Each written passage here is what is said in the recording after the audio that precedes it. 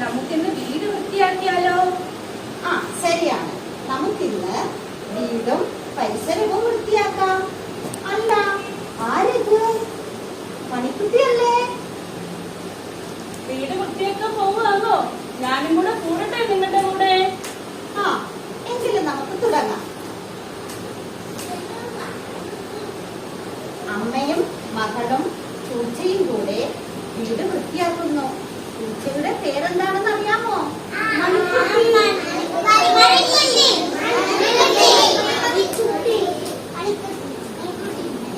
അയ്യോ, എനിക്ക് ഇനി ഒരു ജോലിയും ചെയ്യാൻ വയ്യ.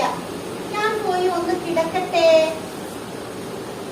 നിൽക്കുമ്പോഴേ ആദ്യം കുളിച്ച് വൃത്തിയാകും. മണിക്കുട്ടിയെ നോക്ക്, അവൾ സ്വയം വൃത്തിയാകുന്നത് കണ്ടില്ലേ?